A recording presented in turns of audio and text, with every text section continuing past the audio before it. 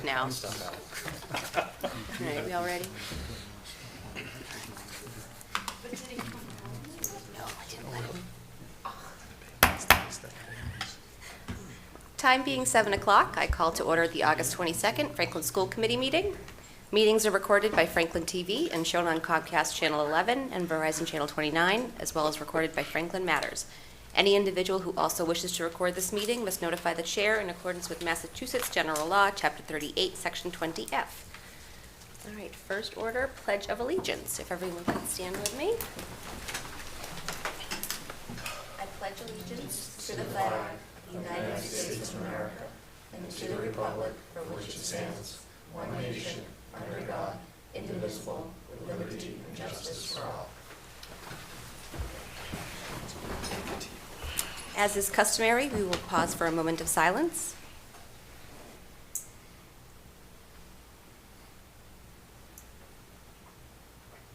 Thank you. All right, routine business, review of agenda. Agenda looks okay to everyone. Okay. Payment of bills, Mr. McNeil. Bills are in order. All right, payroll's all set. I know hopefully at the next meeting, Superintendent Jagir, we have student reps from the high school. Student reps will be joining us next meeting. Mr. Hanna had a meeting, last week to discuss the school year and some of the obligations and responsibilities. So you can expect them next meeting. Perfect. All right, and moving along to your superintendent's report. Okay. Good afternoon, good evening, everyone. Just to point off, I want to hit on the key dates to start the meeting this time instead of ending. So we have some key dates for students and families to be aware of. The first day of school for students is on August 30th. That's Wednesday, August 30th. The first day for kindergarten is August 31st, which is Thursday. And the first day for pre-K, or ECDC, is on September 5th after the long weekend. There is no school on Friday of that week. So staffing update, I emailed it to you electronically. You can find that in your email. We'll also provide it as well. But just to give you a sense of where we are at, from August 8th to August 22nd, we have 5 teaching positions left to fill. A .5 BCBA who would work district-wide, 1 elementary teaching position, a special education position, and a high school math position from a recent resignation that occurred this last week. We are actively posting and prepared to continue the search and hire the most qualified candidate. That's where we are with our teachers. ESPs, we have many vacancies.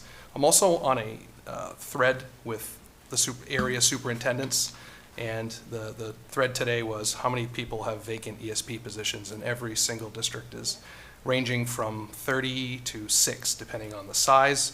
We land at 21 open ESP positions. Those are educational support positions for those who may be interested, who are watching or listening, and we would welcome your application if you're someone a good citizen, a good human, and have some skills to work with students and continue to support the work and the learning that happen within our school system. The worst that could happen, just make a phone call a principal, talk about the position. They're happy to take those calls and field them and explain what the positions are specifically based on the opening at a building. Is that pretty accurate? Yes? Okay. And we have 1 administrative position at Keller for our AP for student services, and there are some non-union positions. We have 5 open right now. Those continue to actively come in. Those are your ABA tutors, your activity monitors, and your interventionists that are at each of our buildings, particularly our elementary schools. So there's 5 positions there. These are all less than the last report, except for ESPs. We've gone from 17 to 21 openings since the last meeting. All other categories are decreased because of our hiring. I'm happy to take questions on that. I'll just finish my report and then I'm happy to. Okay. New teacher orientation kicked off today, August 22nd through August 24th. So we started today. We invited and welcomed 23 new educators to participate in day 1 of our orientation. They were greeted by our central office administrative staff. They received their laptops and their technology from the technology department, and I want to thank those who were there to issue those and help support folks as they logged in. And I provided them with a welcoming introduction to Franklin and what we're about, and try to create a sense of belonging among the group.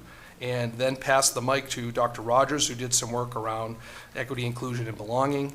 Dr. Frazier and Mr. Stark then provided some information about Portrait of a Graduate and its connections to the Universal Design for Learning. And Mr. Storlazzi, our HR director, discussed mentoring and support systems that are available within the Franklin Public Schools. And finally, the principals and assistant principals joined us for lunch, and we had a lunch in the FHS cafeteria. And thank you to Colin Boisvert and his lunch staff for providing that meal for us during that time. Tomorrow, our new educators will return. We kick off with a segment from the FEA to invite them into the Franklin Educators Association, followed by Mrs. Morano, Mr. Duquette, and Ms. Graveline, who'll talk about student services and special education. And finally, Mr. Storlazzi will provide an update on safe and supportive schools. So when I say that we will provide information, most of these sessions are pretty interactive and collaborative. We've tried to really model some of the UDL, the Universal Design for Learning approach, so that we're modeling what we want teachers to do, which is look at opportunities to collaborate, to choose how they want to process information, provide multiple ways for folks to engage in the learning. And so far, every single group has really done that very well to try to provide that, just to model it. Finally, we'll end with our Mrs. Merton and Mrs. Zogby will work with folks on instructional technology breakout sessions based on people's readiness and where they are with everything from Google to Aspen and all the things that you have to kind of know as you start day one. Kids come in and you need to take attendance and start to look at the systems and be able to check your email and do all those things. So we're excited about what the days bring. And finally, on Thursday, it's a building-based day, so the principals welcome their hires to their buildings, and it's a full orientation, which includes learning about the school. They get time in their rooms, and they get to learn about the initiatives happening at each school.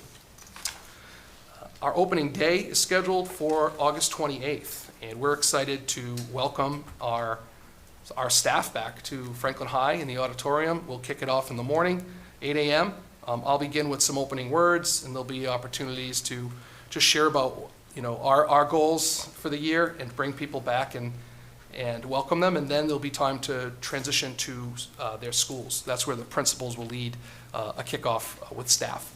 Finally, the second half of the day, traditionally, teachers have time to prepare in their rooms with teams, with colleagues, so that they can be as prepared as possible. The next day, you may recall, we have a professional development day that we scheduled to be we have two in a row, which is great, and we're going to be kicking it off with an overview from teaching and learning, kind of what are our goals and plans for the year. And then Mirko Chardon, who works for Novak Education, who was our keynote last year, is returning to do a follow-up to his keynote. We really received some positive feedback, and we wanted to build some continuity, so that it wasn't a one and done, but that we're committed to that work and trying to build it forward. So we're excited about that, the Professional Development Day and the opening of school. And finally, I wanted to share that from the Office of Teaching and Learning. Last week, some of our elementary principals, assistant principals, and our math specialists joined Mr. Stark at the ST Math Summer Champion Day. And ST Math is the visual instructional program that we use across all elementary schools to complement illustrative math. And it's a Tier 1 curriculum, our illustrative math. This year, students in all 5 elementary schools will continue to use the ST Math through a grant that was funded through the 1-8 Foundation. And during this day, ST Math celebrated Franklin because of 67% increase in usage from June 2022 to June 2023. Franklin's had the highest percentage increase in usage for the supplemental math to support our Tier 1 curriculum across any community in the state, any district in the state. The team engaged in new learning, collaborated around ongoing implementation, and began planning this year's professional learning in those areas. The developers of our partners of ST Math share a belief that every student has the potential to not only succeed, but truly love and appreciate math. That concludes my update, and I'm happy to take any questions. Any questions? Camille? I think you said 26 new staff members? 23. 23. Yeah. Is that a typical number, or? That's low. It's low. That's low. Last year, We hired over 115 people, but you may recall, I think we had 80-something at the opening. In previous years, I can recall 30 to 40, 60 one year, so this is low. This is lower, so. All right. Thanks. Any other questions? Dave? And so, thanks. Just so in regards to staffing, so that was five, like non-ESP positions left to be filled, is that correct? 5 non-union positions. Non-union position. Where were we at around this time last year? I know it's a lot higher. For, A lot for- higher. yeah, for non-union, you mean? Mhm. Yeah, for ABA tutors and interventionists, yeah, I think we were upwards. I remember we had 25 ESP openings last year at this time, and I can't remember the number. I could search, but It was it was higher. higher. Okay. It would just be great to know whenever you have that data available. Because, I mean, I remember all the staffing crises that were kind of happening before, and just kind of seeing as, you know, like the hiring, I think, especially this year, it's been really targeted. You guys have been out there very quickly, kind of like, you know, making sure those numbers get, you know, closer and closer to zero for fall. So, you know, kudos, great job, and yeah, just be interested to see exactly kind of where we are in comparison to last year. But at some point, just have to be in real time. Thanks. No questions. Dave? Ms. Stokes? Just kudos as far as practicing what you preach, as far as PD and UDL goes, because I think that it can be overwhelming for people when they first sort of hear of it and like the idea is a good idea, but like how does that actually look in a classroom? And so doing some modeling and like, we're going to teach you about UDL, using UDL practices can be really effective and fun, right? So, Absolutely. Good job. Thanks. Thank you. All right, thank you, Superintendent Jagir. All right, moving along, we have no guest presentations, so discussion action items. Okay, for discussion action, tonight is our night we seek your approval for our handbooks. I will kick it over to Mrs. Morano, who will talk about the development with our principals and assistant principals, but they've been hard at work all summer in between working groups by level, and I know Mrs. Morano will speak to the sheet that she's organized with the principals. So. Thank you. So yes, our principals reviewed the handbooks, both as building-based teams and then by level teams. There were really no substantive changes at the elementary level or ECDC. Really some housekeeping revisions of, you know, updating staff names and maybe updating some arrival procedures and whatnot. At the middle level, there were some changes. We didn't think there was majorly substantive, but the middle school principals are here to discuss them or to answer questions about them regarding AI, clarifying head coverings, as well as updating just some placement of information and immunization information. Mr. Hanna, our high school principal, is here this evening to talk about the substantive changes to the high school handbook. So I'll ask him to go up and present.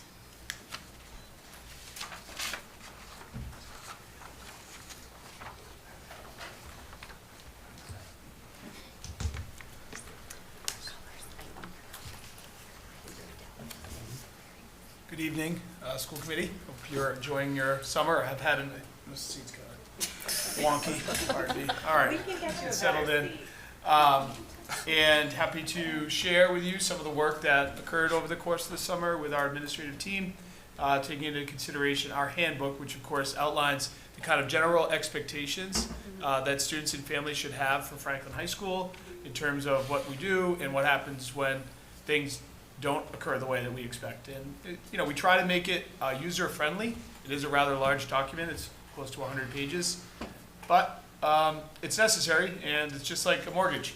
When you sign all those documents, that book's 100 pages because of years of things that have occurred that we said, you know, we got to put this in writing. And we made some adjustments we're happy to share with you this evening.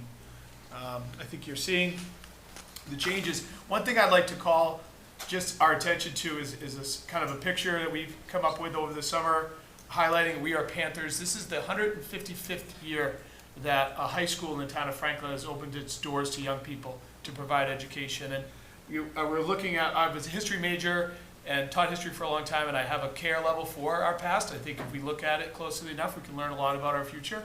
And as we were thinking about like who we want to be as a school and what we are, we're a part of something much bigger than just this year.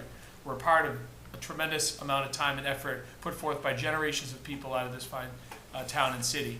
And we're going to be around for another 155 more years. And we're going to experience all sorts of different things along the way. And I think the handbook adjustments are kind of just a part of that.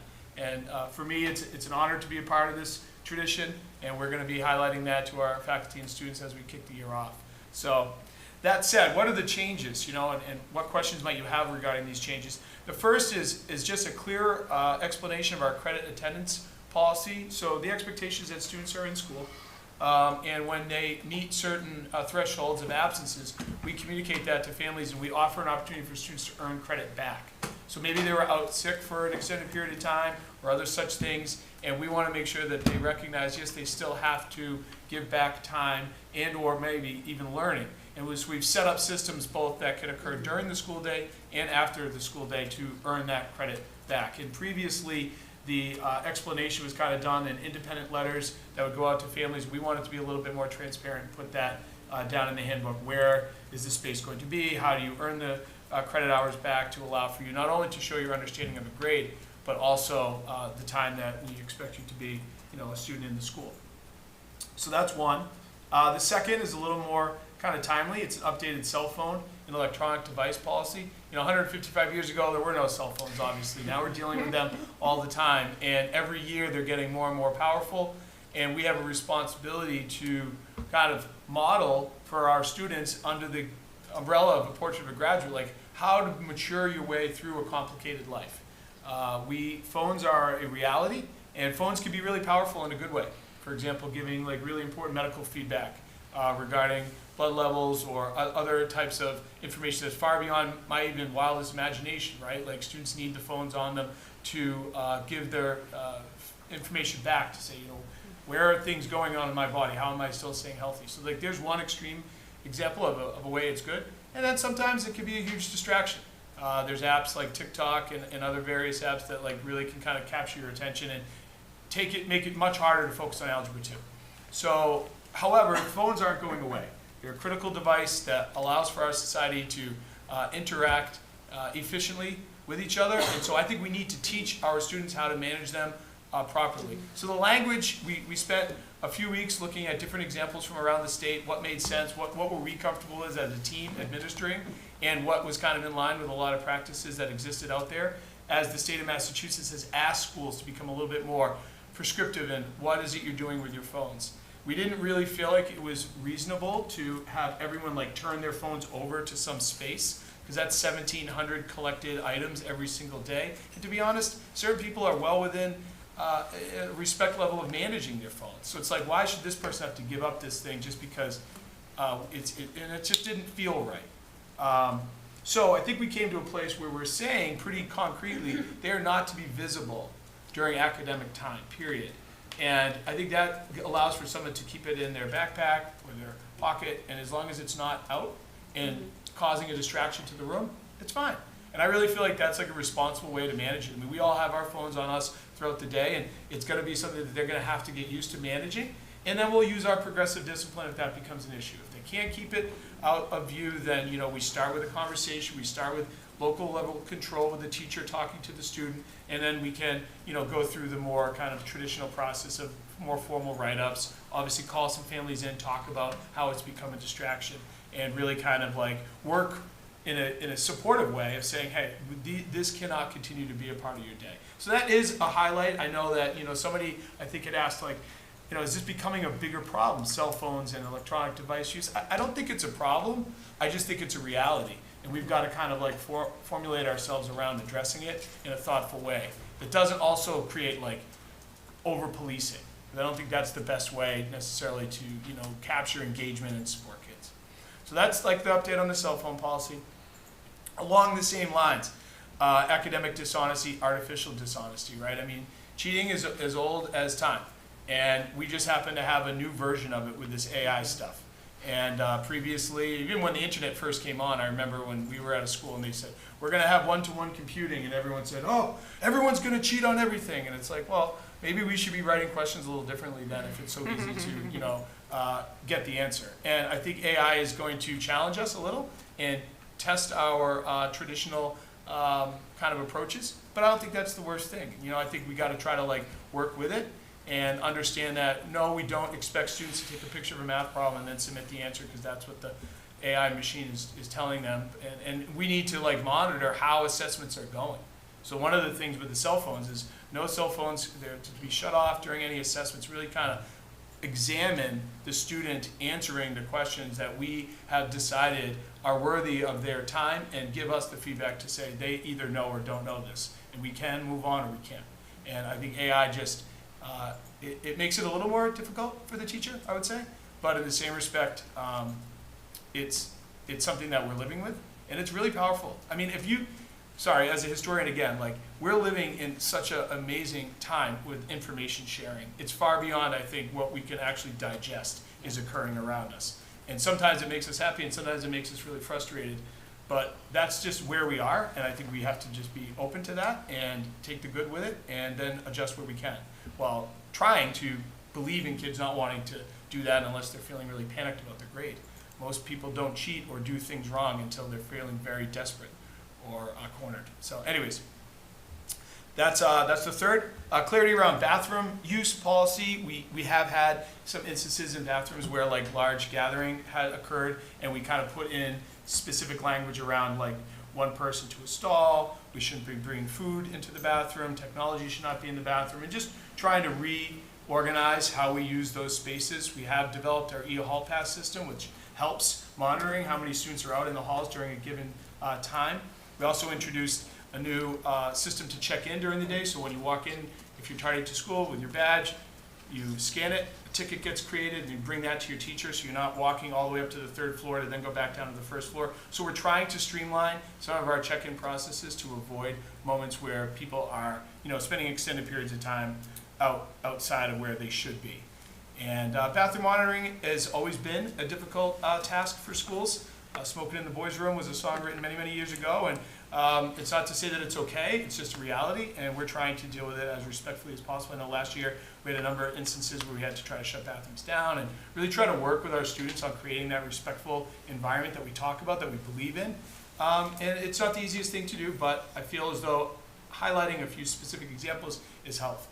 And finally, the last one is clubs and activities fees. We wanted to delineate how much the fee is, why is it charged, where does it go, when do you have to pay it by, and then also call out and make sure people know if there's a financial hardship that exists, we have practices to make sure that you won't be excluded from participating in a club or an activity just because you didn't or aren't able to pay your fee. We have lists of free and reduced payment on students, and we also have opportunity to request through the assistant principal who's in charge of clubs and activities, so as to not exclude anyone from participating. But we do pay for the stipends of the club advisors through the activity fee revolving account. So it's important that we have accountability that people pay. And it's a pretty small number, I think, $75 to have access to every club that we have at Franklin High School throughout the year. That's over 70 different clubs. And so to me, that's a pretty fair balance when it comes to, if you think of it as like a sport, how much you have to play to pay a sport, So those are the overall changes. Of course, we're always constantly looking to make the handbook accessible and connect with the reality of our work so that families and students know what's expected of them, and so that we can be upfront and honest with it. It's like offering a class. Hey, here's what we do, here's how we do it, and how can we help each other. And it was great hard work by our assistant principals, Maria Weber, Dr. Weber, Kathy Klein, Jen Sanasuso, Brian Augusta, and now Mr. Mike Walsh, who just recently joined us as our administrative team. We did this work collaboratively. I'm proud of it. I'm looking forward to setting it forth for a great school year. That's it. So I'm going to ask Dr. Rogers if you could make our principals panelists. We have some of our building principals here in the audience. Mr. Hendrickson from Oak Street, Ms. Buzavage from Keller, as well as Mr. Burnaby from ECDC, our new ECDC principal. I see Craig Williams from Remington, and Evan Chelman from Parmenter, and going down the lines, Robbie Connolly from Kennedy, Stephanie Wasick from Jefferson, and Becky Motti from Horace Mann, and I think I've named everybody. Lizzie Morrison from Annie Sullivan. So then we'll give you an opportunity to ask for questions or make comments. Okay, all right. We will go down the line. Camille? Thank you, Mr. Hannah. I'm glad there's the thing about the eating in the bathroom. It's gross. It's 3 people sitting in a stall eating together in the bath. It's just nasty. I had a question about the first violation of the academic policy, that it just seemed like part 3, and I know it's not highlighted in green, so it's not brand new, but it just seems a little mushy about it might be a 0. Is that if it's a homework versus a big paper, or? I think, you know, we try to create local control, and oftentimes these situations aren't completely black and white, right? So like there's nuances that I think a teacher has the autonomy to decide to what extent is the violation worthy of a 0, and what might that do to the student's overall average, as an example, and like to what extent was the dishonesty grave, or was it like more negligent, or was it like totally, you know, deliberate? And if you have a policy that is concrete and black and white, it doesn't give the teacher that opportunity to take into consideration what other variables might be at play in that situation. So for me, it makes sense to kind of say it may, because we don't know. And every cheating situation I've ever been a part of as an assistant principal had nuances, and I think it's important to respect that reality and give the flexibility to the teacher to decide what it is that's going to occur. I, in theory, absolutely appreciate that the teachers are given that much autonomy. I just worry about across a department or across a school, or because it seems like the first violation is mostly between the parent and the teacher, and I would hope that the teacher would be supported by administration once they made that decision.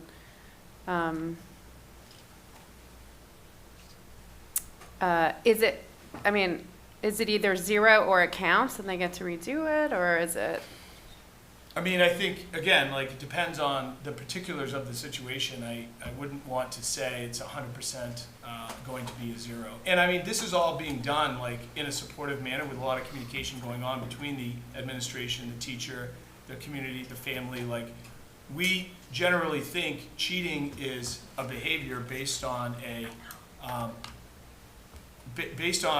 a lack of understanding of the material, and probably like a panic around like, I don't know what to do right now, so I'm going to steal someone else's information and try to present it as my own, which is like the worst version of that. And we want to help make it a teachable moment for the students. So I guess I understand what you're saying, that there could be varied approaches. We do have a practice where teachers of the same course are to align their grading systems and approaches to the class. Like if you have twins and they each have a different teacher, their experiences should be very similar. And when it comes to, you know, cheating scenario, we'd look into the differences of it and say, okay, yeah, this seems to be in line with what we've done in the past. And we're not seeing a ton of cheating at the high school. Like, I mean, it happens, but it isn't like something that's happening with any type of like real consistency, I would say. I don't feel as though it's the same level of issues we've had with like cell phone use or you know, bathroom behavior. So I think we have a pretty good system at play, and that's a belief that I have philosophically, and I get it. Like sometimes philosophy doesn't match with policy, but I do believe the teachers want to do the right thing for students, and they're going to be able to digest all of the complexities of why this occurred and decide to do the right thing for them.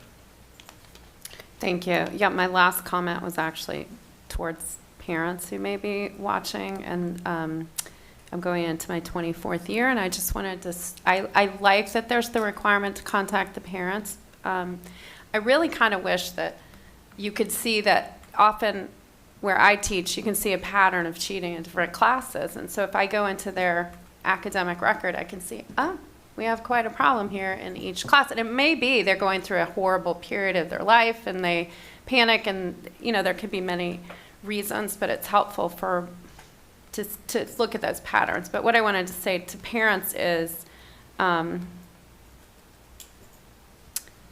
remember that it can be shocking. I get that it can be shocking when you hear that your child has done something like that. And it could feel like it reflects on your parenting. Every teacher I know does not think it reflects on the parenting. It's like it's a learning moment for the kid. Kids rarely cheat because they're just bad, evil kids. It's poor study habits, that poor time management. They think everyone else is doing it. They desire grades rather than learning. They think they won't get caught. They may even have confusion about what is cheating. Or kids who give other people their materials. Because that, I have to explain to students, that's cheating as well, to help somebody and help your friend out, you shouldn't put your friend in that situation. But teachers don't have enough time to get their work done, so they're not falsely accusing your kid. That's the frustrating thing for me. When I find a cheater, I go, oh my God, this is going to be 3 days of my life. It's going to be researching, screenshotting, investigative forensic work to prove it. And if I have a parent working with me and saying, look, it's a chance to recover. It's a chance before they go to college, or they are a researcher in a study, or they are a chemist in a state crime lab, and they're not cheating then where they lose their job or they go to jail. So if you could see this the way we see it, as a learning moment with lower stakes, and it's not permanent damage to my relationship with a student, and every teacher I know it wouldn't be, and that there is time to recover before the term is over, before it's higher stakes for them. So that's my little soapbox. It's hard to hear when your kid has done something awful. It's all, I've been there. But you just keep trucking. All right, thank you. Thank you, Mr. Hanna. Thank you. Dave? Thank you very much. A couple of questions. One in regards to the fees. So first you mentioned that the fees would be waived for like free and reduced lunch and other individuals. And so just kind of like a shout out to the community, because I know this year we got free lunches for all students, superintendent. Just lunches provided by the state, free to students and at no cost to families. And so for those in the community, if you know somebody who otherwise normally would kind of qualify for free and reduced lunch, even though it's going to be provided by the state, please encourage them to still seek out central office. Can you guys chime in? What's the protocol Sure. if somebody? Through the chair, I sent an email today to families. It's in the checklist as one of the items to complete the application if you believe you qualify. So it was like, I think it was the third thing on the list, but there is a link in the email that went home to all families today, and there's a free meal application. You can do it online now. So, and there are paper copies available, but if folks want to just do it in the comfort of their own home and hit submit and move it along, that's probably the easiest way, and there's links to it. You can also find it when you go on to the Franklin Public Schools main website. There's the buttons, there's like calendar. One of them is the lunch program, and if you click in there, you'll see in big bold letters how to apply and the link to apply for the free and reduced lunch. Thank you for bringing that up. Yeah, absolutely, because I know that it expands more than just free and reduced lunch, as you outlined. Thank you very much for doing that. And then now, one other question, just in terms of what was listed in the policy, the handbooks. So you talk about how you could pay for fees with checks, or typically it's Unipay or also checks made payable. Do we know, like, kind of approximately how many checks get cleared for fees?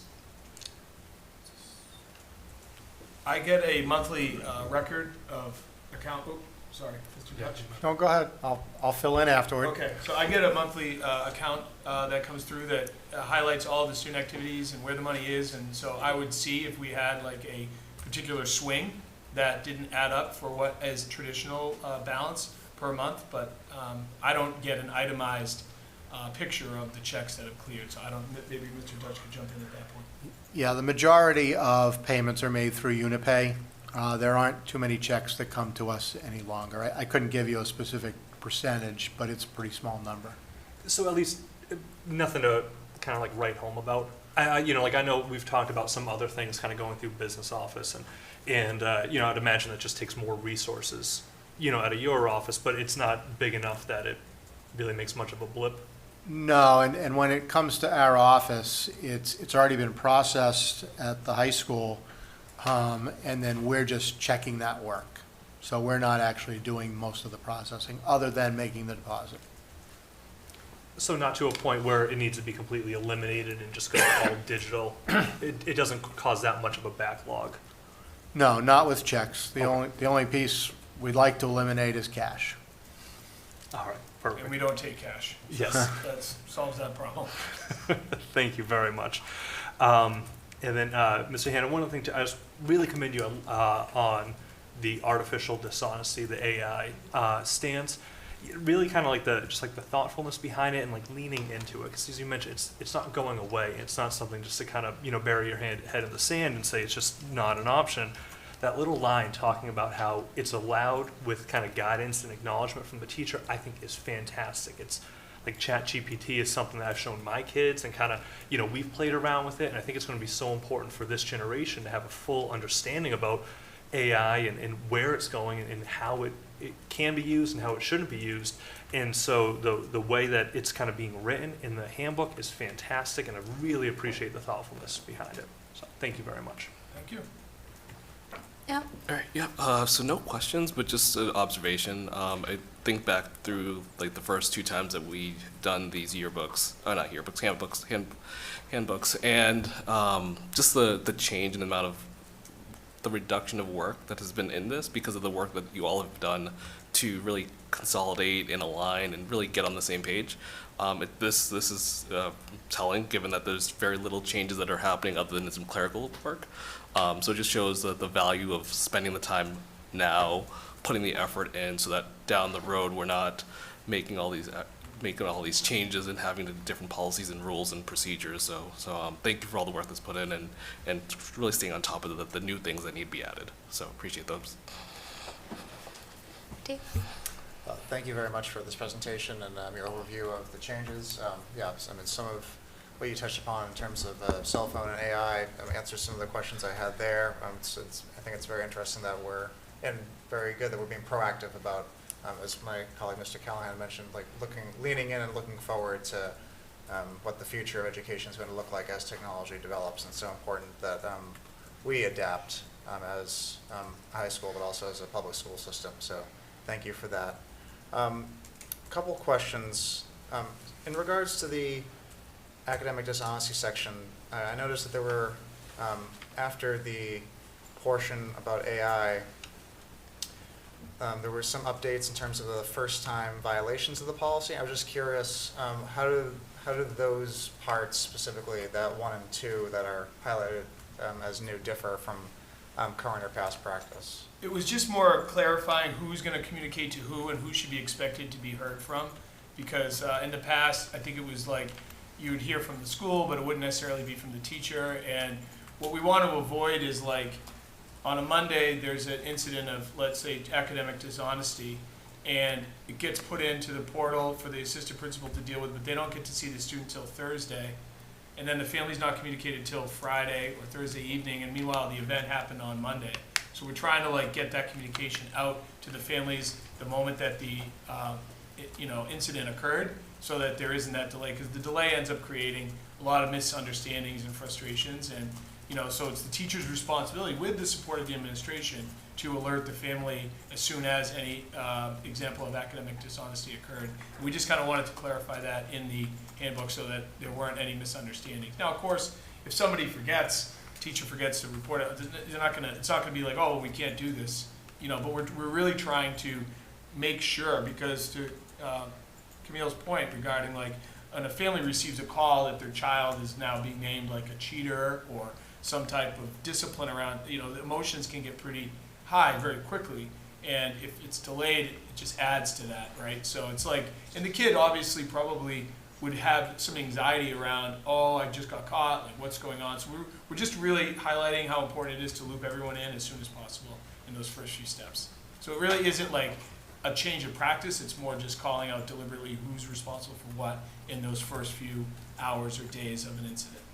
All right. Well, thank you. That makes a lot of sense. I mean, it's always beneficial to try to streamline existing processes through clarity. So, yeah, absolutely makes sense to me.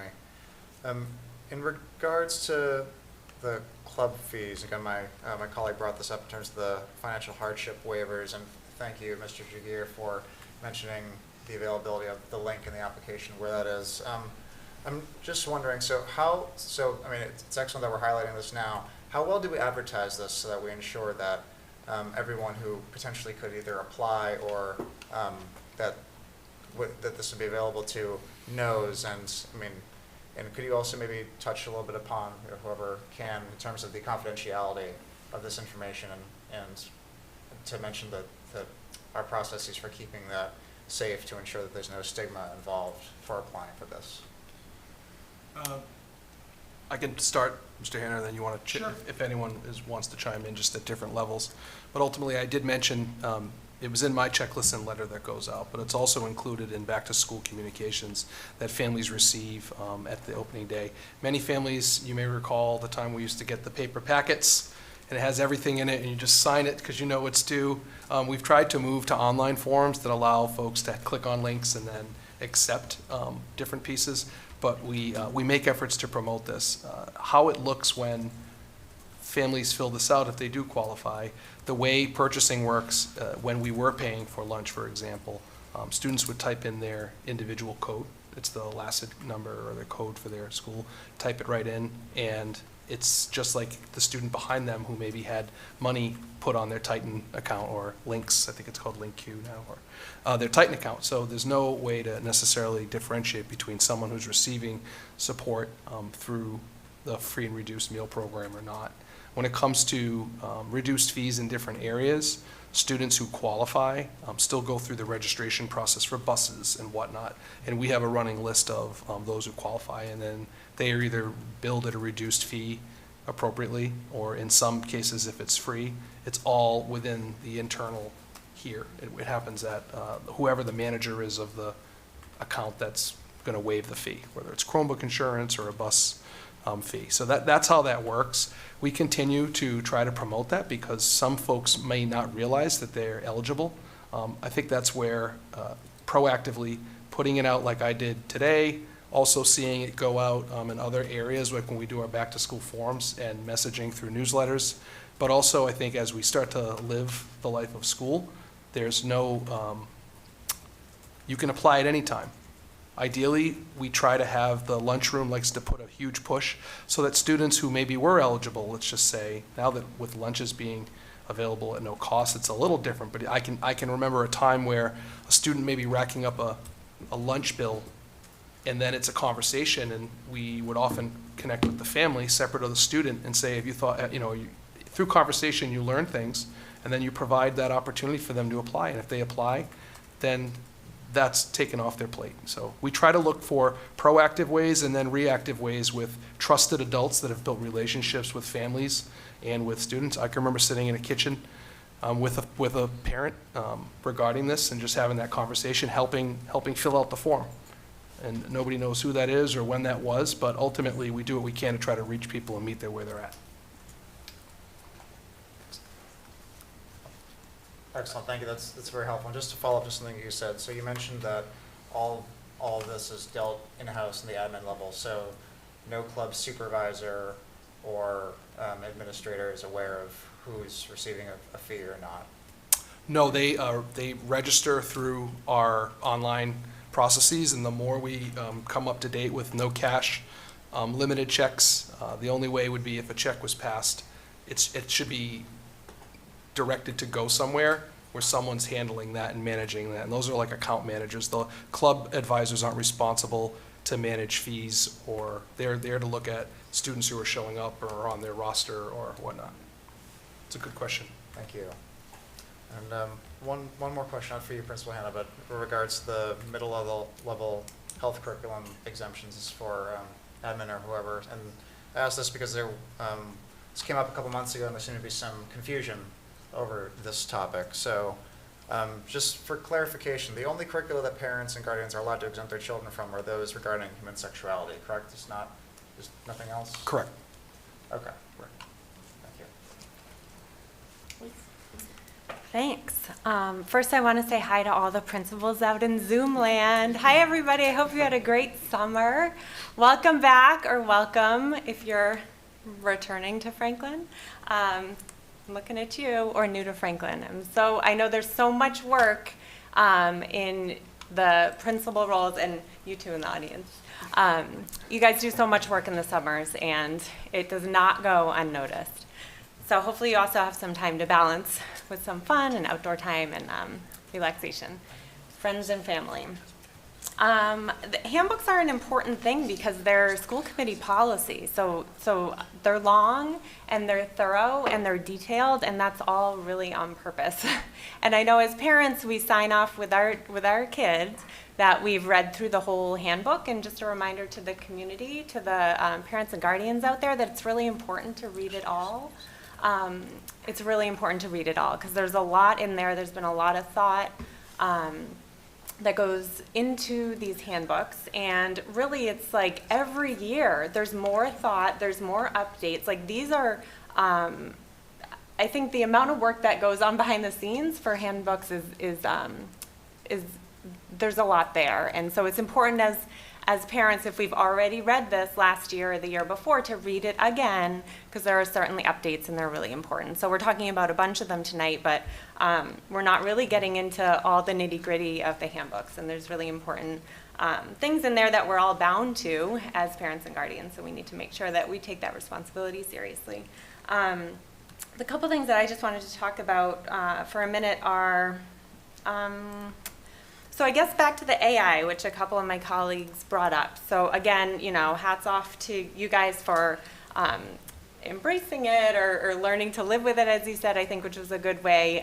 We'd like to lean into it. We'd like to leverage it as educators. But then, how do we know what to do? And I think that's what it comes down to for me is, how do the teacher, how do the principal, these kids know more than we do when it comes to technology. So how are we supposed to be or how are the educators supposed to be the experts? And really it's a rhetorical question.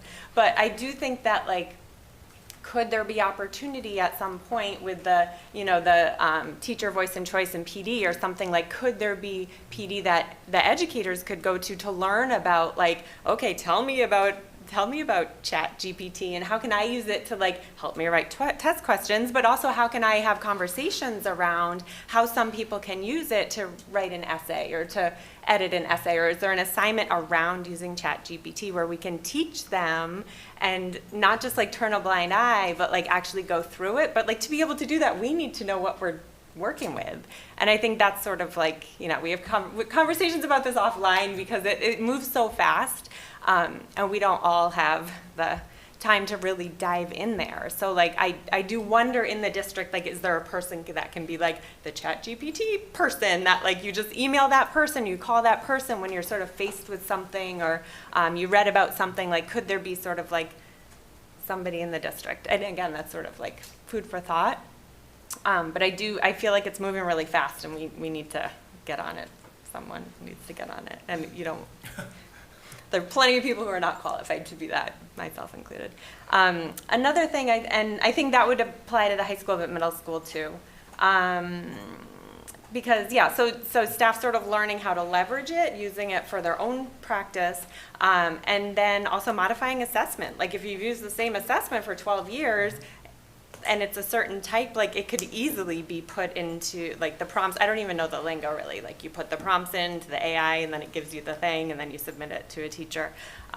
So maybe assessments need to be modified in a different way. Are there more presentations or, the other thing I think that's important that stood out to me in the middle school handbooks is the communication between students and their parents and guardians. And so I think that's an important thing that these kids have their phones and hopefully they're not bringing them out in class because they're not supposed to, and we'd probably be hearing about it if they were, but, you know, like, are they going to the restroom to text mom, like, oh, I have a headache, I'm not feeling well, can you pick me up? Or like, oh, I forgot my project or the homework or whatever, like, can you bring it to the office? So like, is it going student to parent or guardian directly without the school sort of being a part of that communication? So I guess I wonder, I was interested in that, if any of the middle school principals want to talk about that, and sort of like, something wouldn't go into the handbook if it was just like a one kid situation. So this must be something that you're sort of seeing patterns of. So how does sort of putting that communication, the communication needs to be channeled through the school or the school nurse, like how is that going to sort of help what you've been seeing? Yeah, Elise, I think that's exactly right. We were seeing enough to cause alarm of students who were texting their parents and asking to be picked up, not feeling well, going to the bathroom. And coming off of COVID, we really just wanted it streamlined, that if there was an actual illness, that our nurse was aware and could communicate the expectations about returning to school. So that was one piece of it, just so that we could all have the most accurate information if there was an actual illness going on and not just a student wanting to go home for the day. Yeah, I think, and I would just add that it's just to minimize the overall distractions during the school day too. You know, whether it's making plans for the afternoon or whether it's sometimes even a parent reaching out with a piece of communication that is necessary for the student to see after school. We just want to send a clear message that the devices are not accessible to our middle school students during the day. They're turned off and in their lockers, and that will be across all 3 middle schools for all students this year. And it's just a reminder that really truly is the best practice for the middle level student, and to partner with our families. Again, we know that phones are a reality and that a lot of students have them even at the middle level age, but just to make the school day as efficient and effective as possible. That's helpful. Thank you. And again, just, you know, to all the parents and guardians out there, that's like, that means us too. It takes 2 to have like a text conversation.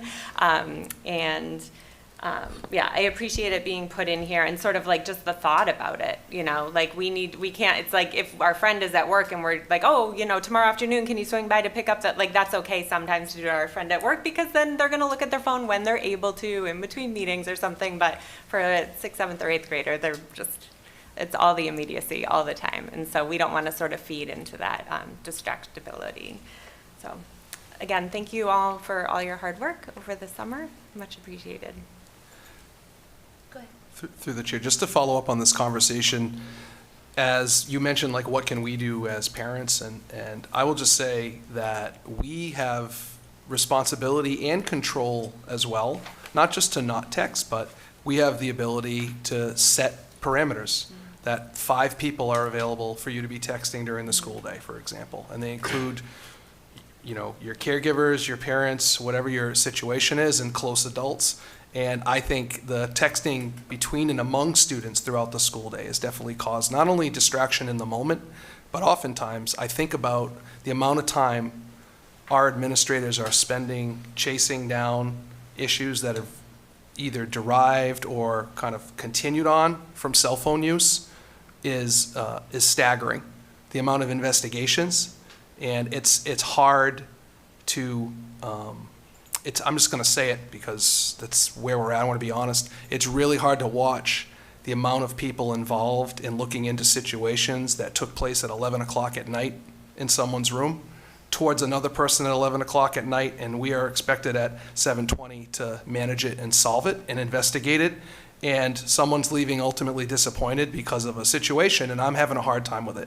And the commissioner spoke at our conference about cell phone use and some of the apps and the dangers around TikTok and the messaging. And I think that's all true. And you may have seen in the paper around grants for how to mitigate cell phones. I think the approach we've taken developmentally to look at middle school not having it as a distractive tool, by high school trying to provide a little more responsibility where you don't have it during instruction. But for all the work we do to plan high quality instruction and have teachers put together the best lessons, all the stuff that we just talked about, modeling UDL. It's really hard when you're competing with distracted students that have cell phones and are either using them to text among each other or whatnot. So I think I wonder about a parent forum or a night or an informational night where we can just all learn together, because I don't have it figured out, but I'm witnessing the impact of it, and I'm wondering about what can we do to help provide information to our families and our students around how we can all work together as a community to handle this.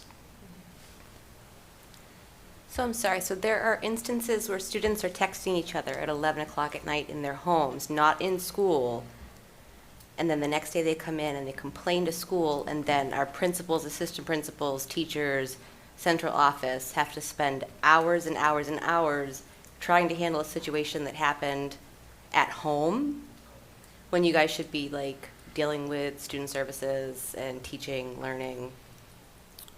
Yeah, yes. The answer is yes. We have an obligation to maintain a safe climate in school. And unfortunately, something that happened at night does impact the next day for school. So we have an obligation and a responsibility to make sure kids can enter school and feel safe. I'm just pointing out for everyone out there that sometimes these things happen in that context. We still are going to provide a safe environment and do the work, but I think it would be helpful if we all could figure out ways that we can work together to minimize the number of instances where that type of behavior is occurring. So this isn't a judgment, and I'm willing to take the responses people have or counters, but I'm just pointing out, we have administrators, and when you don't get an email back the next day and within 24 hours on a question you had, it could be that they're now working on a situation that occurred the night before on a cell phone situation. So I'm just trying to provide a lens to the reality of some of the instances that we've seen. And the one I mentioned is a real one, and I can look around and scan the room and know that it's happened in multiple occasions. So we want to be supportive, but yes, you are correct in reiterating the example I provided. So how much time is being taken away from your core positions to handle stuff like this, if you had to guess? 'Cause this seems like a lot to be put on your plates. You're also trying to do your jobs and manage behaviors outside of the home. I can't answer that right now. I don't know. It depends on, I'm happy to get back to you, but I do know there's time during each day where it's dedicated to working with students on follow-up from issues that have emerged. And correct me if I'm wrong, principals, but having a cell phone involved in some capacity is the case in many cases, and it leads to having to trace down those paths and try to figure that out. So I don't want to misspeak or overspeak or embellish, but it does take a lot of time, and it does take away from other work that I think as a community we want our principals engaged in. Well, it sounds like it takes a village, and I hope that families are also being brought into the conversations as well, and not holding it too much against our overworked staff. And I think during the school year. we can also provide some community learning together on that, on what the best practices are and how we can try to help each other with that. So, Denise, can I make a comment related? Yes. You sure? I think attached to that is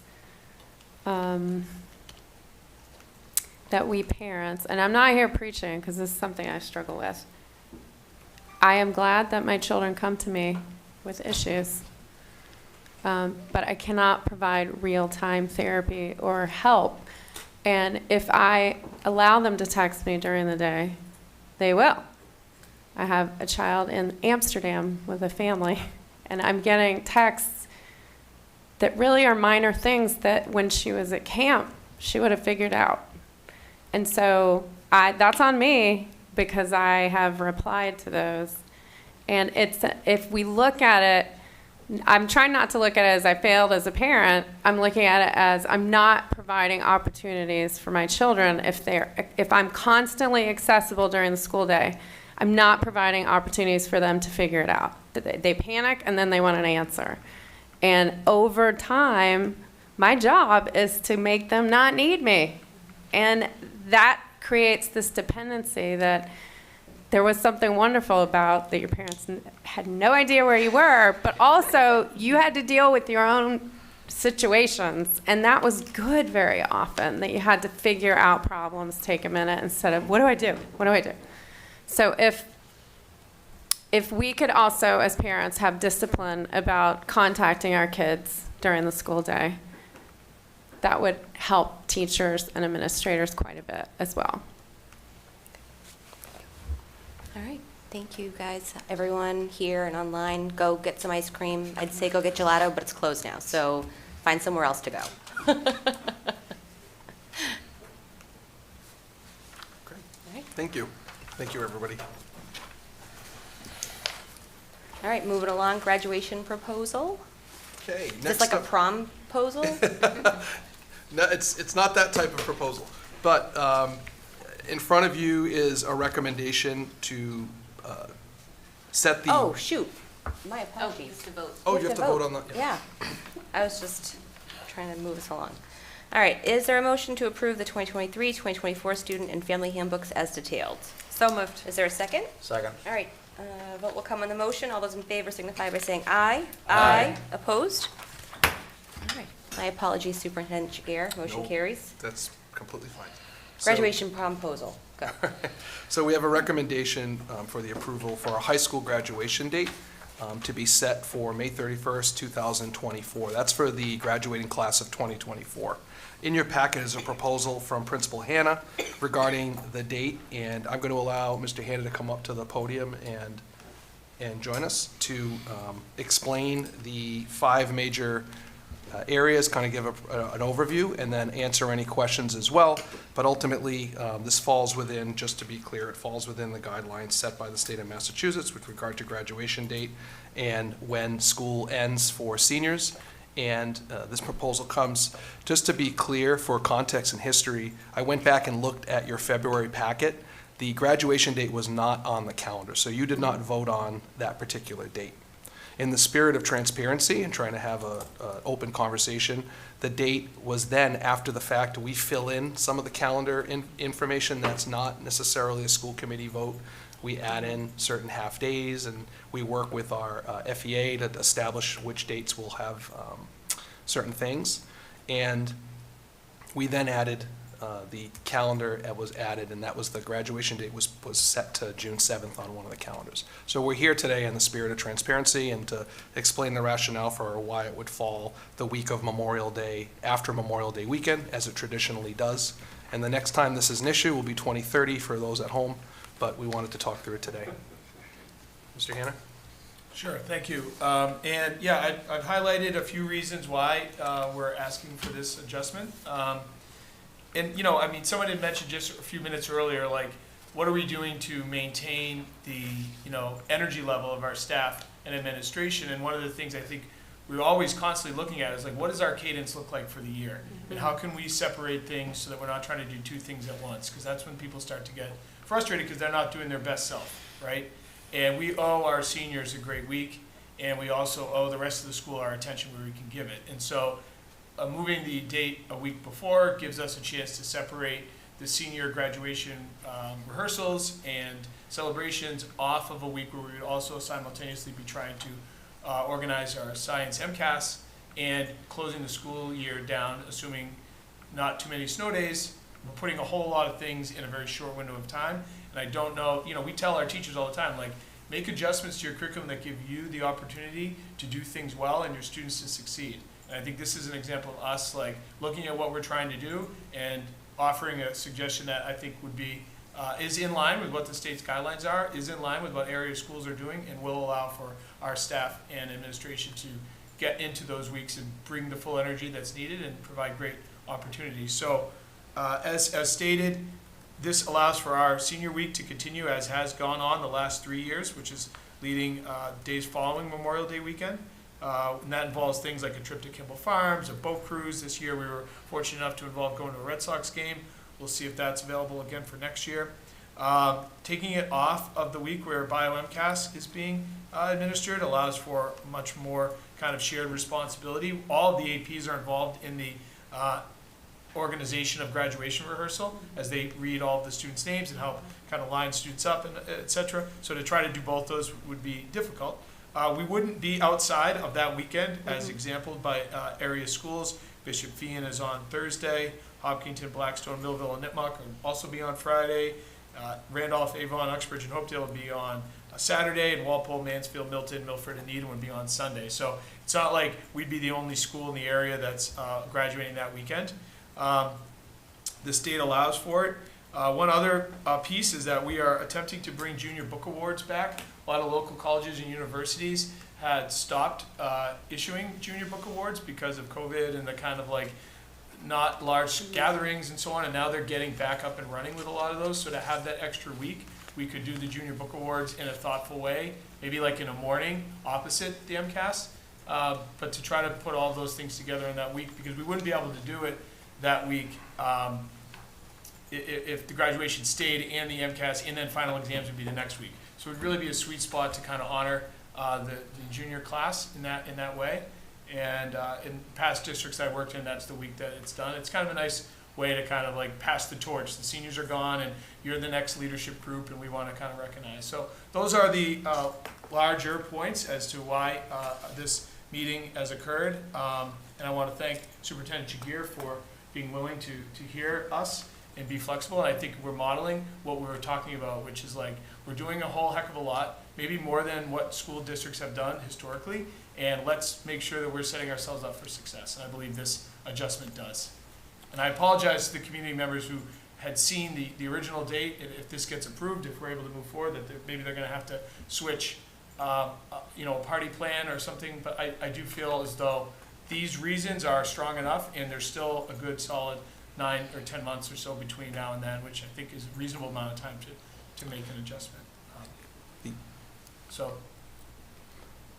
Through the chair, one last piece, Mr. Hanna, you may have mentioned it, but freshmen, 8th grade step-up transitions, so all 3 middle schools transition to the high school for tours in the spring, and we typically do that the week after graduation gets out. If you only have the 7th and then the 14th being the last day of school, plus finals, plus the MCAS bio, it definitely creates a very tight window with tours happening for 8th grade. So I just wanted to point that out as well in that one. So yes, that was another example of a thing we're trying to do.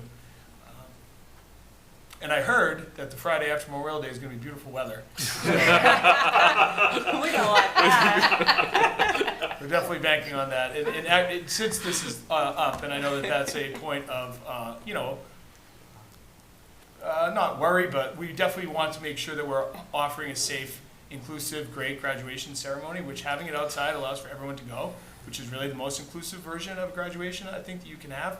However, we obviously don't want to put people in harm's way, and we did have a bit of a weather incident this past June. We managed-ish through, and we have a much stronger, more organized game plan to be able to switch back inside much closer to the graduation date than. But I just want you to know when we're coming to this conclusion, we know how special it is for everyone to be there. When you go inside, you really limit the amount of people that can be a part of the celebration, and that is something the students have asked repeatedly for us to be outside. They weren't upset. They were excited, and I think Taylor Swift in a lot of ways kind of showed us the way in performing her concert for 4 hours in the pouring rain. So anyways, I wanted to honor that part of the discussion around graduation too, and know that it's a very serious decision we make. We know it's a huge part of the year, and we want people to enjoy, and that we're hoping for much more consistent weather this upcoming season. Any questions? Yeah, I do have one question. So I'm just hoping to get some clarity on the rationale. So like I'm looking at this year. So this year Memorial Day is on the 27th. We're proposing the 31st. No question there. And then initially the date was June 7th. So next year, Memorial Day is on the 26th, Friday's the 30th, and the first Friday in June is the 6th. Very similar to this year. So what happens next year? Well, my understanding is the end of the school year won't be in that 2-week window, so that would give us that extra week after to host these different events and also run through our MCAS without there being conflict. Gotcha, okay, thank you for the clarity. So the main driver is where the end of the school year is landing and Correct. that time frame. Perfect, thank you. Anyone else? Elise? I just want to commend you. I think this proposal is really thoughtful. It's well-researched. I think you have a lot of foresight to be thinking about your staff and our students in May and June. And I know some people think like they might have already started making plans, but I think that, as you said, this is, 9+ months of time and hopefully enough room for people to sort of pivot on that. And I really appreciate, I think you laid out so many really, really compelling factors here, and thanks for your work on this. My pleasure. All right, Mr. Tier? So, I know that you did not vote, that you did not vote on the calendar, but we did post this as a date. It's in the discussion actions, but, we would seek your approval to repost the date at the, I recommend the approval of having this date be changed as detailed. Okay. Sorry, okay, one more question. real Sure. quick. So I guess how do we get ahead of this next time so that folks don't make their plans and Right. and now we change it? Like, what's the protocol going forward? The protocol is, when you vote on a calendar, next February-ish, when we do the calendar and we have it settled, we would then have a meeting to discuss the graduation date, look at all of the timelines, and then set that date so that we're clear right from the start. Because if we had, what had happened is this was put on the calendar and then posted publicly. And the discussion in the spring, once we learned and we started to look at the timing, it made sense that for the reasons that were provided for you today, we are already considering looking out ahead into the future years and how this lays out. This was one of those that it was put on the calendar just based on where the first Friday fell, and it was kind of put out, and then we hadn't had the opportunity to discuss it. So, yeah, the reason for the public debate is really to try to open up conversation and not switch a date and then have someone say, wait a minute, I know I saw that as a different date, and the intention would have been, if we had had the opportunity to have that discussion, we would have had it set this way from the beginning. Okay, thank you. Is there a motion to approve the high school graduation date change as detailed? So moved. Is there a second? Second. All right, vote will come on the motion. All those in favor signify by saying aye. Aye. Opposed? All right, motion carries. Discussion only items none. Information matters. Superintendent evaluation, Elise. No new updates. All right, budget, Dave McNeil. No new updates. Policy, Dave Callahan. Next meeting, September 20th. September 20th, okay. Community relations, I owe everyone an email. For the Harvest Festival, we've got a table, so we're gonna be planning for that. Joint PCCL? So we have our schedule for the year. We will be meeting on the second Mondays of every month. Our first meeting is on September 11th from 10:30 to 11:30. Second Mondays, okay. Can I add one thing there? For the joint PCC? Yeah. Sure. Just a question. Oh, When we were talking about the free and reduced lunch, like how do we get that information out there since we're not actually charging families for lunch? Is that something that joint PCC can, or the PCCs can push out Yeah, in addition? yeah, we could definitely bring that for a Yeah, discussion they probably piece. have in the past, but I think that's like worth at least like bringing up to them with the link and, put on the Facebook pages or something. And I also, through the chair, I sent an email today, a specific email for free and reduced lunch to families that went out. Separate of my welcome back with the links, there was a dedicated email to the free and reduced. I didn't mention it earlier, but I wanted to share that folks should look through their inbox to see that. Thank you. Thank you. a School Wellness Advisory Council? Our first meetings, I'm guessing the beginning of October. Yep, so the first Tuesday morning in October. Okay, CBAC? No new updates. Mental Health and Wellbeing Task Force? Our first meeting will be the second week of October, the 10th. Okay, and DEI Committee? We have no new updates at this point. Okay, and then for our, what is it called? Comprehensive Study thing that we changed? facilities Yeah. planning. Yes, I'd like to thank Elise, Dave Callahan, and Al for stepping up, so I'm sure that everyone will be emailing. I sent it to Yes. Lucas, so you guys will be setting up some time. All right, consent agenda, Mr. Jagir? I recommend approval of the minutes from your August 8th, 2023 school committee meeting as detailed. I recommend acceptance of a check for $101.02 from Shutterfly LLC for in-house enrichment as detailed. I recommend acceptance of a check for $34.73 from Ohio Pile for supplemental supplies at FHS as detailed. All right, is there a motion to approve the consent agenda as detailed? So moved. Is there a second? Second. Discussion, questions? All right, seeing none, vote will come on the motion. All those in favor signify by saying aye. Aye. Opposed? All right, motion carries. Citizens' comments. Are there any citizens in the audience, in person or online, who would like to make a comment on an item not on tonight's agenda and falls within the committee's purview? I think there was a hand up earlier, Tina. Was that, but it was a while ago. Okay. All right, new business, Mr. Jagir. Okay. At your next meeting, we anticipate having another trip proposal for 2025. Nice. That I don't want to steal the thunder of the presenter. Mr. Penza will be coming to present on the trip proposal. We'll also introduce our newly hired administrators and have them in person in the room for that introduction. And then there's a Franklin TV board appointment for the next 3 years that will need to take place as well.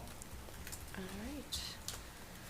All right, so we've come to the end. At this time, I would entertain a motion to adjourn. So moved. Is there a second? Second.